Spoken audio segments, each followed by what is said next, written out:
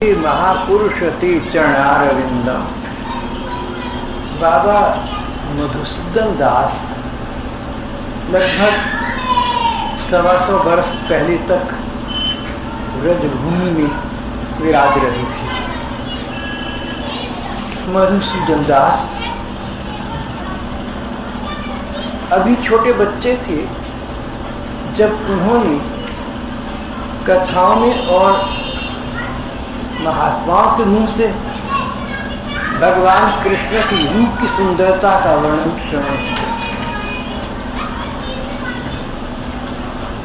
कोई महात्मा श्री कृष्ण के गुणों का वर्णन कर रही थी। कृष्ण बड़े रूपवान हैं, बड़े सुंदर हैं। जितने रूपवान हैं उतने ही गुणवान हैं, जितने शक्तिमान हैं उतने ही जीव मात्र के आत्मीय हैं।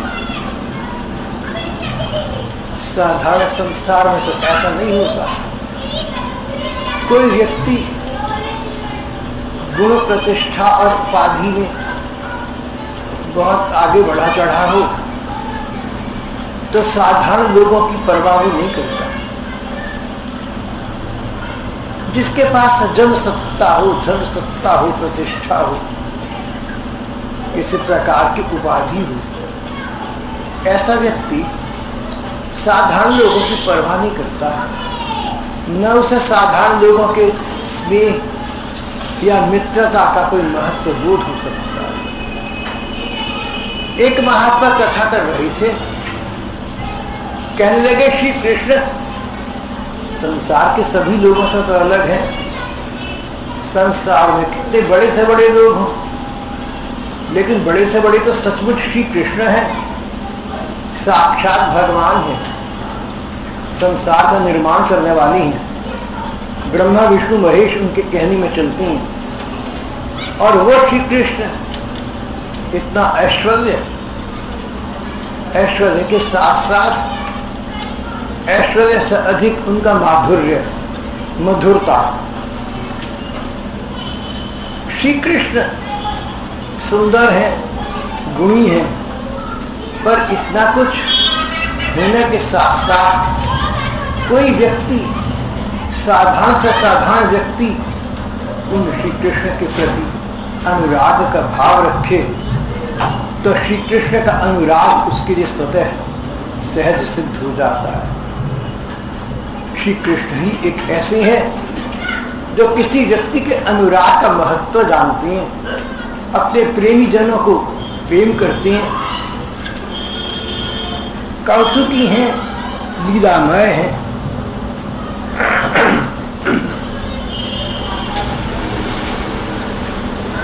मधुसूदन दास ने ब्रज के श्री कृष्ण के विषय में इस प्रकार की गुण वार्ताएं श्रवण की। मानो पूर्व जन्मों का कोई नाता हो, मानो अतीत की कोई स्मृतियां विमल हो उठी हो। मधुसूदन दास जब जब श्री कृष्ण कथा श्रवण करते, श्री कृष्ण गुणगान श्रवण करते, श्री कृष्ण के रूप माधुर्य की चर्चा सुनते, उन्हें ऐसा लगता कि ये कृष्ण उनके सुपरिचित हैं, उनके चिरपरिचित हैं, उनके परम आत्मीय हैं, अति घनिष्ठ हैं, जन्म जन्मांतर के अंतरंग हैं। मधुसूदन को कभी ऐसा न लगा कि कृष्ण परमात्मा है, बड़ा पूजा यज्ञ हवन करो, कदाचित कहीं जाकर तब मिलेंगे।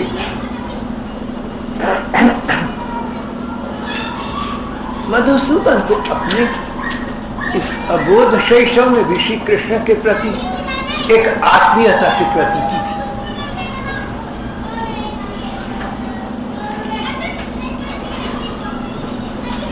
मधुसूदन दास अपनी बाल्यावस्था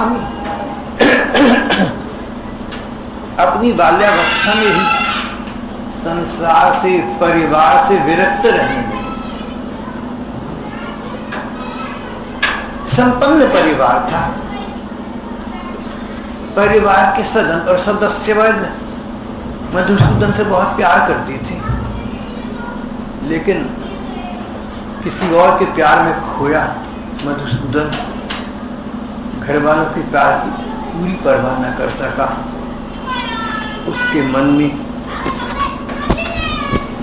मन में श्री कृष्ण का रूप बैठ चुका था।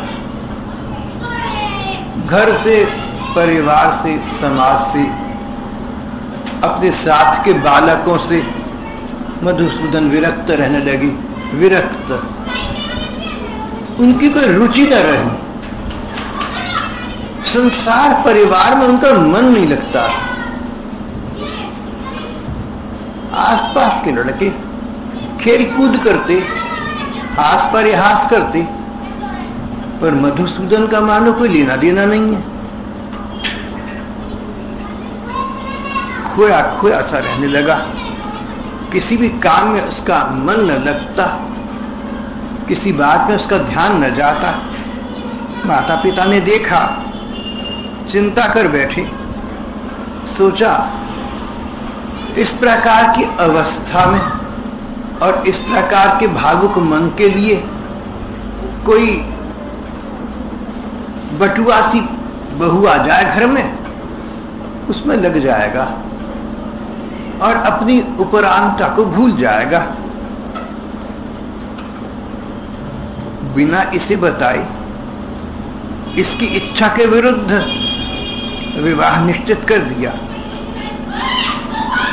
विवाह के दिन रात्रि में नववधू से प्रथम मिलन की बेला में ये घर से भागा, वृंदावन चला गया। मधुसूदन दास का गृहस्थ आश्रम तो यहां समाप्त हुआ।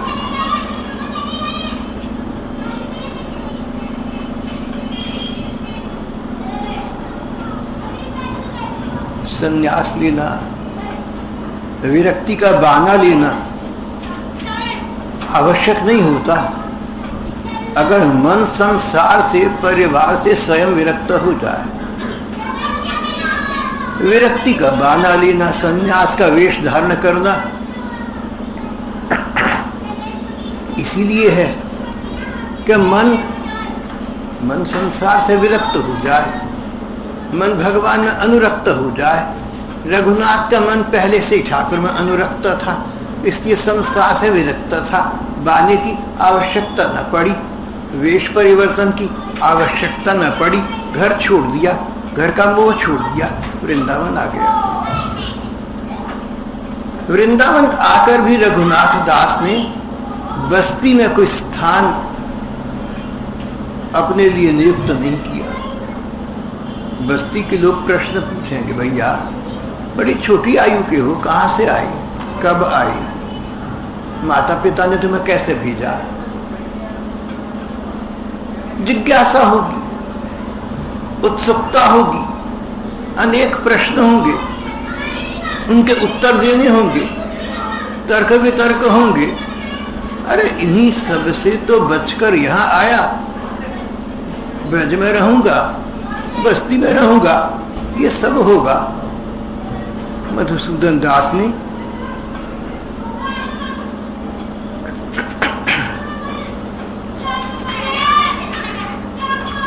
वृंदावन में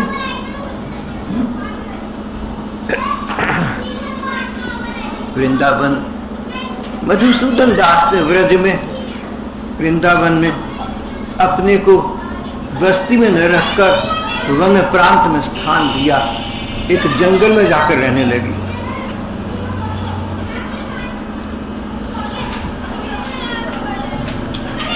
जब मौज होती तो अपने स्थान से निकलते, गांव के पास था, गांव जाते और मधुकरी थोड़ी सी भिक्षा कर देते थे। कभी कभी भिक्षा के लिए भी न जाते, यमुना जल पान करके ही संतुष्ट हो जाते। सुना था कि श्री कृष्ण प्रेम प्राप्ति के लिए दिशा दर्शन की अनिवार्यता है। कोई ऐसा हो जो बताए वो पथ बतलाए जिस पर चलकर कृष्ण को प्राप्त किया जाता है। श्री कृष्ण का पथ कौन बताएगा? या तो कृष्ण बताएंगे या ऐसा कोई अंतरंग निजजन जो इन श्री कृष्ण को पा चुका हो, इन तक पहुंच चुका हो। मधुसूदन दास चाहते थे श्री कृष्ण प्रेम की प्राप्ति, मधुसूदन चाहते थे श्री कृष्ण का साक्षात्कार, पर उसके लिए उपाय क्या है, उसके लिए क्या साधन है, क्या साधना है, क्या नियम लेते होते हैं, क्या प्रणाली चाहिए, मधुसूदन दास को कुछ भी पता न था। मन में सोचा करती थी कि कभी कहीं श्री कृष्ण कृपा हो, कोई गुरुदेव प्राप्त हो जाए, कोई पथ प्रदर्शक प्राप्त हो जाए, तो कदाचित कभी न कभी कृपालु कृष्ण की कृपा मुझे प्राप्त हो जाएगी।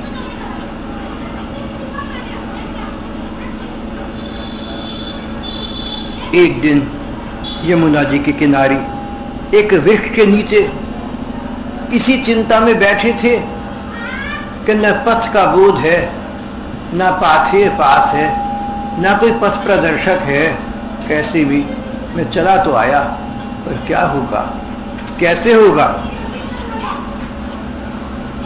यमुना स्नान के लिए एक महात्मा आए हुए थे, इनके पास आए, बोले वत्स तुम यमुना स्नान करके आओ, तुम दीक्षा मंत्र चाहते हो ना, मैं दूंगा तुम्हें। मधुसूदन दास को लगा कि उनका मार्ग खुलता जा रहा है। प्रसन्नता के अतिरेक में कुछ न सूझा और यमुना स्नान करके आई। महात्मा ने उन्हें एक मंत्र प्रदान किया।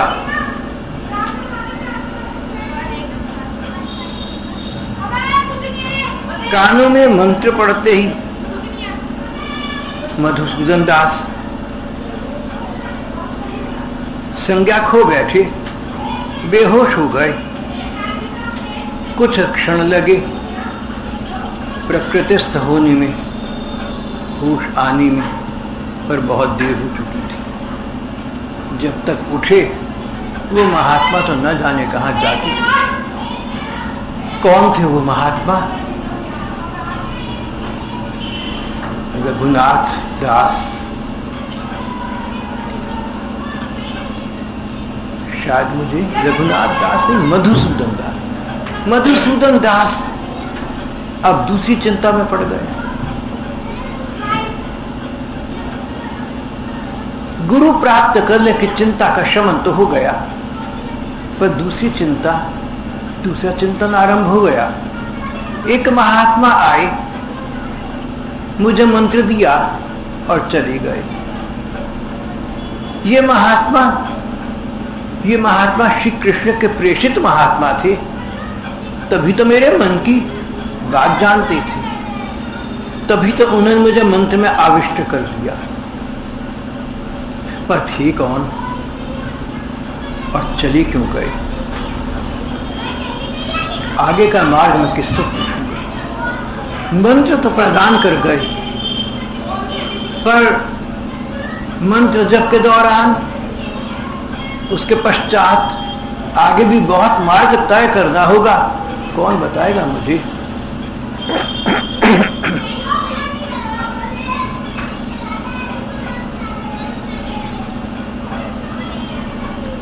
मधुसूदन दास ने उस गुरु प्रदत्त मंत्र का जप तो आरंभ कर दिया, और ये भी देखा कि उस जप का प्रभाव इनके मन पर बड़ा गहरा पड़ रहा था।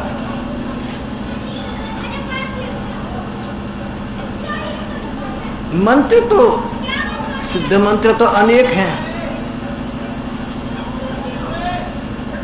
आज का प्रचलित प्रसिद्ध मंत्र महामंत्र कहलाता है, हरे राम राम राम हरे हरे, हरे कृष्ण कृष्ण कृष्ण हरे हरे। मंत्र तो ये भी है, मंत्र तो अनेक हैं, लेकिन कोई मंत्र जो कोई सिद्ध महात्मा, कोई भगवत प्राप्त संत हमें प्रदान कर दी, तो वो मंत्र मानो अनुप्राणित हो जाता है, वो चार्ज हो जाता है, उसमें अध्यात्म सत्ता का निवास होता है। इसलिए संत प्राप्त, संत प्रदत्त मंत्र से जप करने पर साधना में जितनी अधिक उन्नति होती है, उतनी अपने आप अपनी इच्छा से किए गए मंत्र से प्रायः नहीं हो पाती। ये कोई अकाट्य नियम नहीं है, पर जन सामान्य के लिए नियम यही है कि गुरु प्रदत्त मंत्र में हमारी श्रद्धा होती है, तो गुरु जी की साधना सिद्धि के कारण, अपनी श्रद्धा के कारण वो मंत्र हमें अधिक शीघ्र फल प्रदान करने वाला होता है। मधुसूदन दास बाबा मंत्र का जप करते रहते, विशेष सुख की अनुभूति करते, जहां तहां रमण भ्रमण करते, कभी वनों में, कभी उपवनों में, यमुना जी के नीर तीर पर, जहां तहां, और अपने इस परिभ्रमण के दौरान उन्हें बाबा कृष्णदास जी महाराज का पता लगा। बाबा कृष्णदास का पाठ प्रसंग अभी कल परसों होकर चुका है।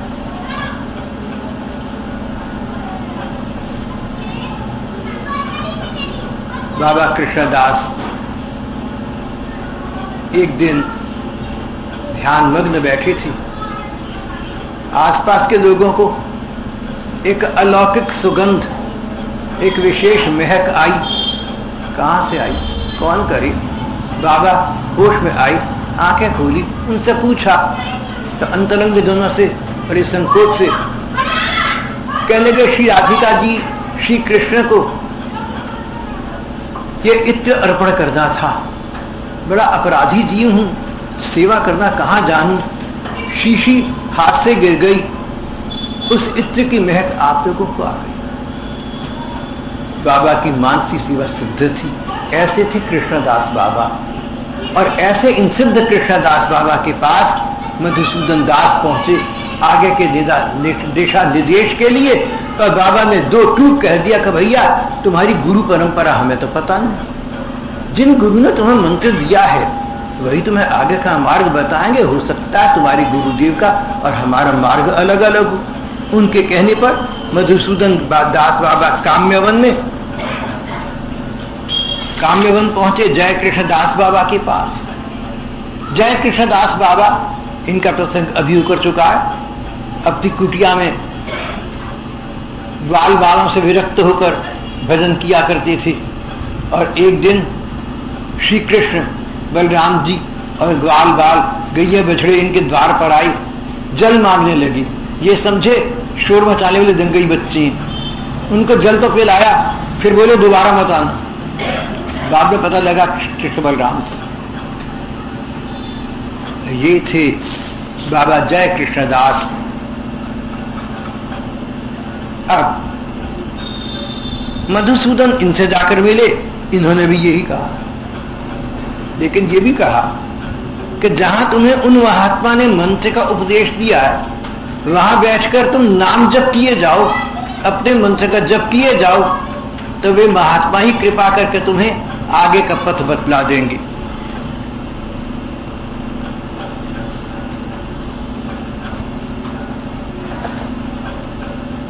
मधुसूदन को बात ठीक लगी।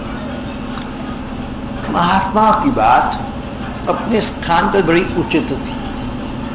दोनों महात्माओं का ये कहना था कि तुम वृंदावन में या आसपास रहकर भगवान कृष्ण को प्राप्त करना चाहते हो, तुम्हारा लक्ष्य बहुत सुंदर है, लेकिन लक्ष्य को पाने के अलग अलग अनेक मार्ग हुआ करते हैं। मार्ग अलग अलग होने से लक्ष्य तो अलग नहीं होता, लक्ष्य तो एक है, पर मार्ग अलग अलग है।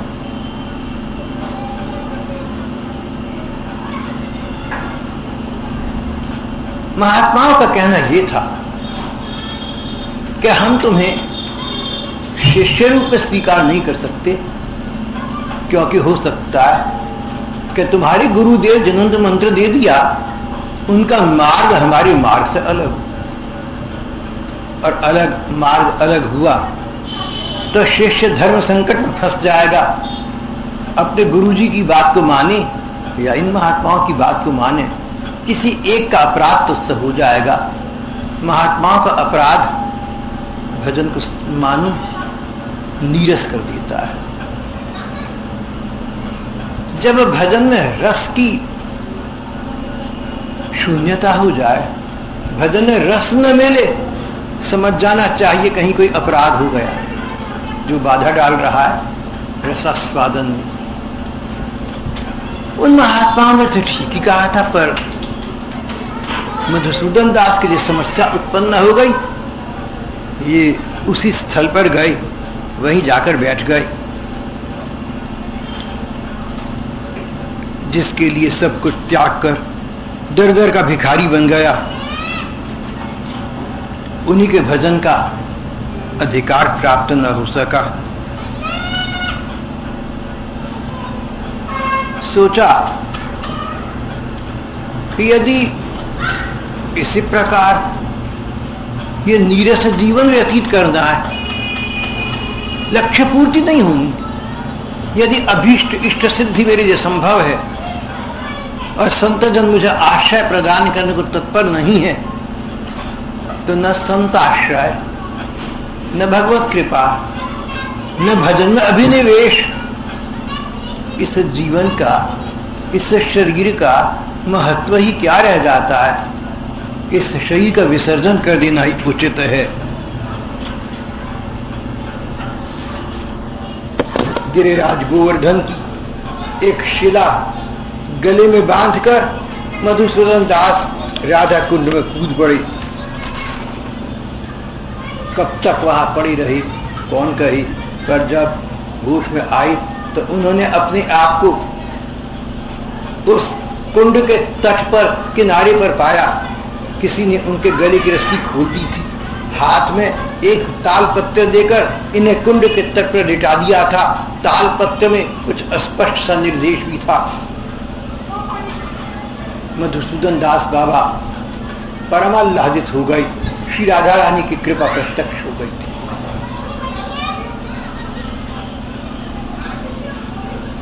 फिर उन महात्माओं के पास गए, उन्हें वृत्तांत दिखाया। उन्होंने कहा, तुम्हारे पर श्री राधा रानी की यथेष्ट कृपा है, ये तो स्पष्ट है, पर जो तुम्हें मिला वह अस्पष्ट है।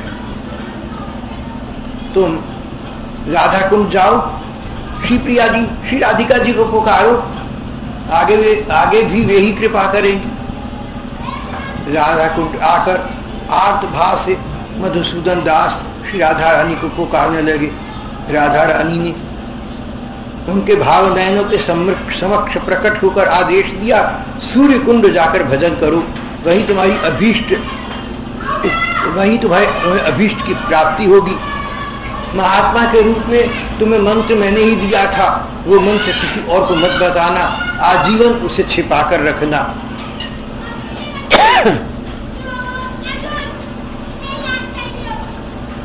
डिबिया में महक हो, हम खोलकर सबको दिखाएं, सबको महक आ जाएगी, लेकिन डिबिया महक से खाली हो जाएगी।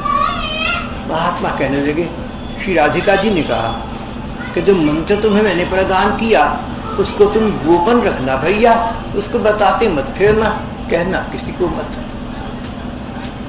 कभी किसी को मंत्र नहीं देना चाहिए जब तक भगवत आज्ञा न हो, जब तक शास्त्र का विधान न हो।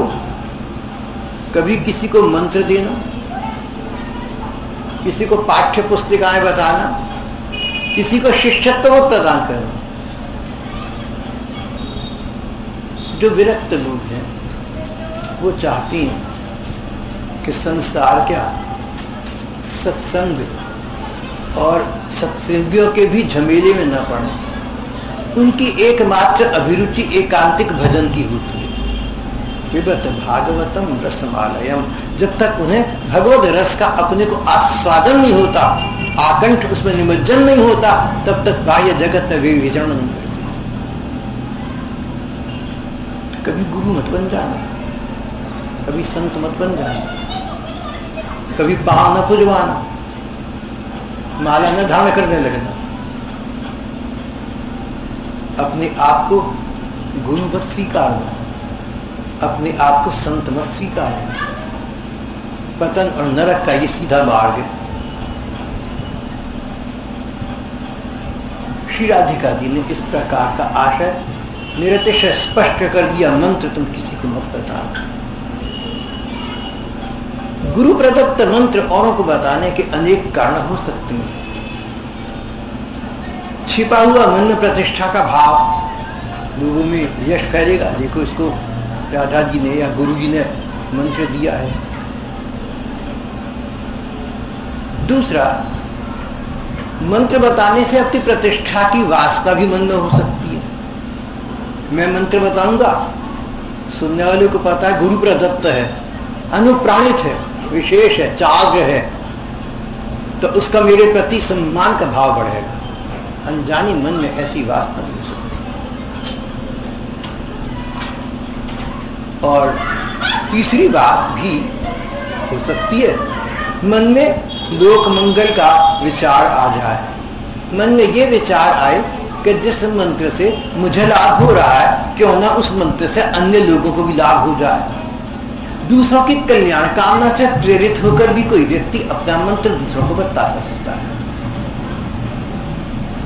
कारण कुछ भी हो, लेकिन गुरु प्रदत्त मंत्र दूसरों को बताने से अपनी वस्तु सत्ता का, अपनी वस्तु शक्ति का क्षय हो जाता है। इसलिए गुरु आज्ञा के बिना किसी को मंत्र, गुरु प्रदत्त मंत्र किसी को बताना नहीं चाहिए, प्रदान नहीं करना चाहिए।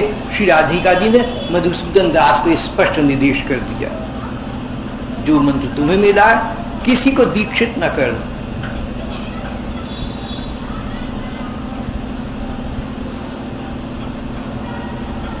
अब मधुसूदन दास सूर्य कुंड पर रहकर भजन करने लगी। भजन में उनका अभिनिवेश बहुत बढ़ गया, यानी भगवान का स्मरण उनका बड़ा सजीव हो गया। अब तो उन्हें ऐसे लगने लगा, मानसिक स्तर पर ऐसा लगने लगा मानो वे इस संसार में रहते ही नहीं। ऐसा लगता था कि मैं श्री कृष्ण के व्रज में रहता हूँ। मेरे चारों ओर कहीं श्री कृष्ण है, कहीं राधिका रानी है, कहीं सखियां हैं, कहीं सखा हैं, कहीं गो बालक हैं, कहीं गैये हैं, कहीं बिछड़े हैं। मैं श्री कृष्ण के व्रजमंडल में रहता हूँ, उन्हीं के बीच रहता हूँ। ऐसी प्रतीति, ऐसा आभास उन्हें सहज होने लगा। संसार से तो उनका मन मानो विश्राम पा गया। इस संसार में रहते रहते किसी दूसरे संसार में रहने लगे। Live in the world but out of it. संसार में रहो पर संसार के बनकर मत रहो, ये सिद्धांत इनके जीवन में साकार हो गया था। और तब एक दिन किशोरी श्री राधिका जी की इन पर और अधिक प्रत्यक्ष कृपा हुई। प्रिया जी ने इन्हें स्वप्न में दर्शन दिए और कहा, मधुसूदन दास, तुम जिस घाट पर स्नान करते हो उसके पास कंठ तक जल में एक शिला है। तुम जिस घाट पर स्नान करते हो उस घाट के पास जल में एक शिला है। उस पर मैंने और मेरी दो सखियों ने स्नान करते समय अपने आभूषण रख दिए थे। आभूषणों के स्पर्श से शिला गल गई और उस पर उन आभूषणों के चिन्ह बन गए हैं। तुम उस शिला को निकालकर उसका पूजन किया करो। स्वप्न समाप्त हो गया। हर्षातिरेक से नृत्य करते, आशा निराशा में झूलते बाबा मधुसूदन दास ने कुंड के जल में प्रवेश किया। शिला थी, पर शिला को निकालने लगे तो वह 2-2.5 मन की शिला निकली। श्री राधिका जी का स्मरण किया, कैसे निकालूं, 2-2.5 मन की शिला है। तो वह शिला फूल के समान प्रतीत हुई। उन्होंने सहज इसे उठाकर कुंड के तट पर रख दिया।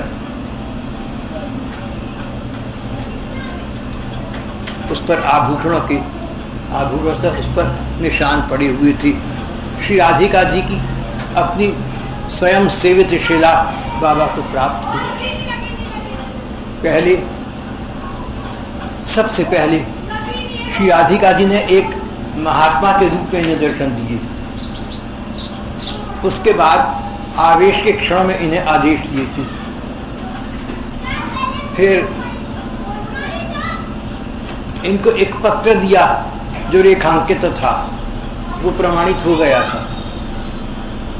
और अब अपनी सेवित शिला स्वयं इन्हें प्रदान कर दी।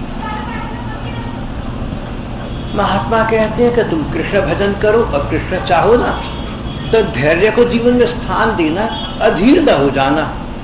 जिस प्रकार मधुसूदन दास को, बाबा मधुसूदन दास को शनै शनै धीरे धीरे श्री राधिका जी का सामीप्य प्राप्त हो रहा है, सन्निधि प्राप्त हो रही है, नजदीकी मिल रही है, धीरे धीरे मिल रही है। भजनानंदी व्यक्ति को चाहिए कि अपने मन को संसार के विक्षेपों से विमुक्त रखते हुए शुद्ध विशुद्ध मन से श्री राधा कृष्ण का स्मरण करता रहे, कातर कंठ से उनको पुकारता रहे, तो उनकी कदाचित कभी न कभी कृपा प्राप्त हो जाएगी। मधुसूदन दास यही कर रहे थे।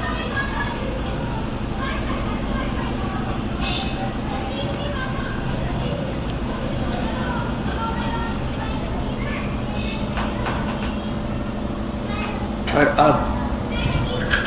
अब उनका श्री ठाकुर जी के प्रति भाव और भी अधिक उद्दीप्त हो गया था। कृष्ण मिलन की कामना अधिकाधिक उन्हें उत्कंठित कर रही थी, उन्हें अकुदाई रखती थी। रात रात कुंड के किनारे हे राधे स्वामिनी, हे वृषभानु नंदिनी, कातर कंठ से श्री राधिका जी को पुकारा किया करती, उनके नाम का कीर्तन करती। प्रातःकाल जब लोगों का बाहर चलना फिरना आरंभ हो जाता तो कुटिया के भीतर रहकर भजन करती, और जब लोगों का बाहर आना जाना बंद होता, शाम से लेकर सुबह तक रात्रि काल में वे कुटिया से बाहर रहकर भजन किया करते थे। बाबा ने अपने भजन को बहुत ही गोपनीय रखा, छिपाकर रखा। भजन छिपाने के लिए, हृदय के भाव छिपाने के लिए, प्रकाशित करने के लिए नहीं। पत्नी के जिस सौंदर्य पर अधिकार उसके पति देव का, उसका प्रदर्शन जन सामान्य में करना, वे विचार कहलाता है। ये तो संसार का उदाहरण है। श्री कृष्ण तो परम पति है, भजन पर उनका अधिकार है, हृदय पर उनका अधिकार है, उमंग तरंगों पर, भाव भावनाओं पर एकमात्र उन श्री कृष्ण ही का अधिकार है। इसलिए अपने भजन की अनुभूतियां यत्र तत्र प्रकाशित करना अपने लिए हानिकर कहा गया है। उस पर कहीं ना कहीं श्रेष्ठता की कामना निहित रहती है। कहीं ना कहीं मन में एक विचार आ जाता है कि देखो ठाकुर जी की मुझे प्रतीतियां हो रही हैं, अनुभूतियां हो रही हैं, मैं किससे कम हूं। बस जहां ये विचार आया ना, तो आपके घड़े में समझ लो कोई रेखा पड़ गई, लकीर पड़ गई। अब आप पानी डालते हैं जो झरता जाएगा। जिस घड़े में कहीं सुराख हो गई हूं, क्रैक कर गया वो घड़ा, आप पानी भरते ना थोड़ा थोड़ा, वो झरता रहेगा, निकलता रहेगा, टिकेगा। जहां साधक के मन में ये बात चल रही है कृष्ण प्रेम साम्राज्य की, भगवान कृष्ण के प्रेम साम्राज्य में प्रवेश पाने के लिए जिनका मार्ग है, उनकी बात चल रही है। बड़ा कठिन मार्ग है, इसमें मन को बड़ा संभाल कर रखना पड़ता है। मन की यथ किंचित विकृति सब कुछ एक क्षण में समाप्त हो गई। प्रतिष्ठा की कामना, श्रेष्ठता की भावना, किसी से अपने को अधिक मानना, बस गया काम।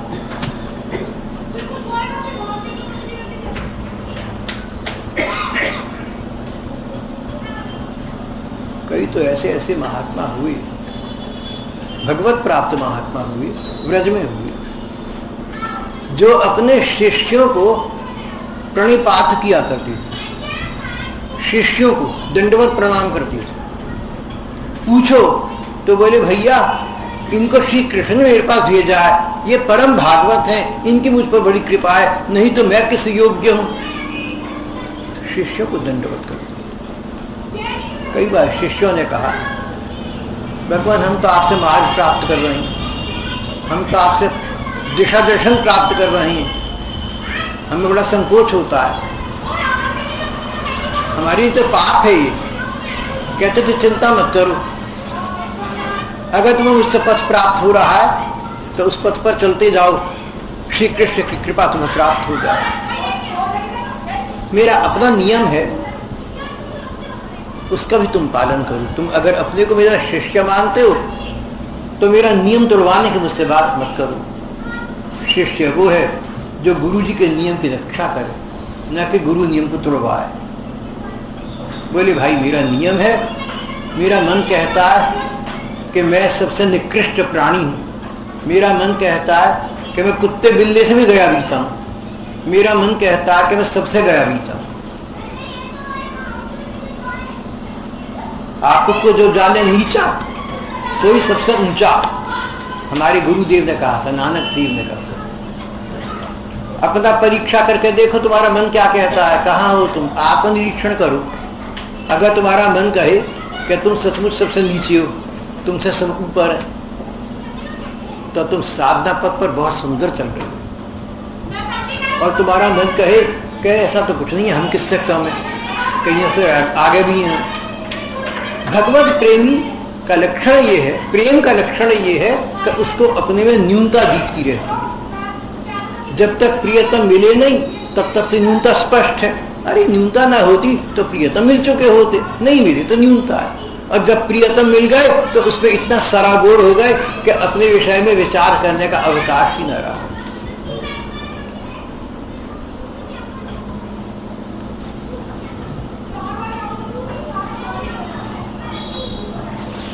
रात भर कुटिया से बाहर रहकर भजन करते, दिन में कुटिया के भीतर रहकर भजन करते, अपने को बड़ा गोपनीय रखते। एक बार इनकी वृद्धावस्था आ गई थी, जिस कन्या से कभी किसी समय इनका विवाह हुआ था, जब ये रात को भाग आई थी, वो बेचारी बुढ़िया हो गई थी। उसको पता लगा कि मेरे पति देव वृंदावन के पास विराज रहे हैं, सूर्य कुंड पर स्थिर हैं, तो स्वयं बहुत बूढ़ी हो गई थी। सोचा वो भी बूढ़े हो गए, सेवा की दृष्टि से इनके पास पूछते पूछते आई। किसी ने आकर बताया कि आपकी पूर्वाश्रम की पत्नी बूढ़ी माँ जी आपसे मिलने आई हैं, कि सूर्य कुंड से उठे, बोले अच्छा मैं चलता हूँ यहाँ से, और गोवर्धन चले गए। पत्नी को पता लगा वो गोवर्धन गई तो ये कहीं और निकल चुके थे, वो समझ गई तो मुझसे मिलना नहीं चाहते। पत्नी भगवत कृपा से संपुष्ट थी, उसको बुरा नहीं लगा। उसने सोचा कि जब सारा उम्र इन्होंने श्री कृष्णान्वेषण में यहाँ वृंदावन में काट दिया तो ये सच्चे संत तो हैं ही, क्या इतना कम है कि कभी इनका मेरा पानी ग्रहण हुआ था। इनकी इच्छा के पालन में ही मेरा कल्याण है। और वो मन ही मन उनको प्रणाम करके अपनी गांव को वापस चली गई।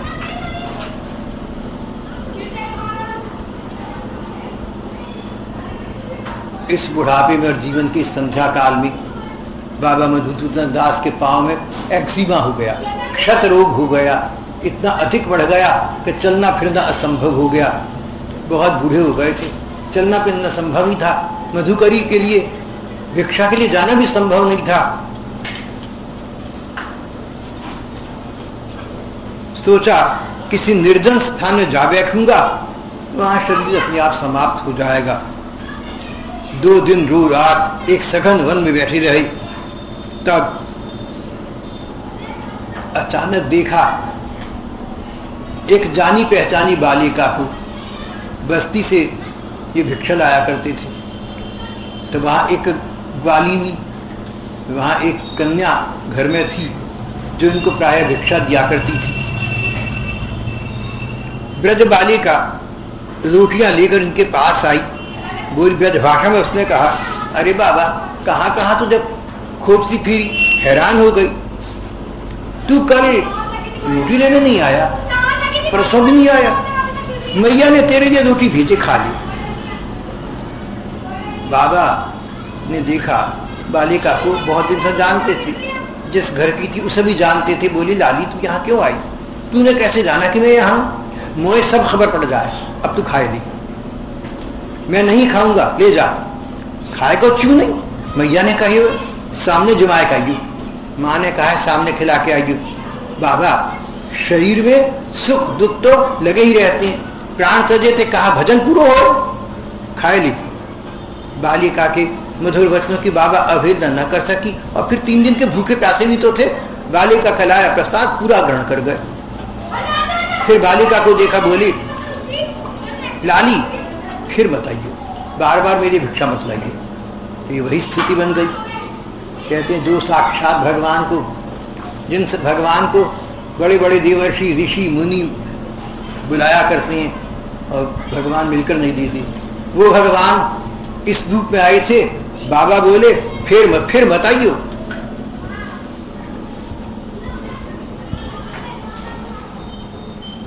बालिका ने इनको देखा, मंद मुस्काई, चली गई। बाबा को लगा कि उस बालिका के जाने के बाद शरीर की जो ज्वाला यंत्रणा थी वो रही नहीं। पैर की पट्टी खोलकर देखी तो एक्जिमा का कोई निशान भी नहीं। कुछ संदेह हुआ, कौन थी ये बालिका? ये वही थी या उसके रूप में कदाचित श्री राधिका की तो नहीं आ गई कि तुम राम दीन अनुरागी, आयहु मोहि करन बड़ भागी।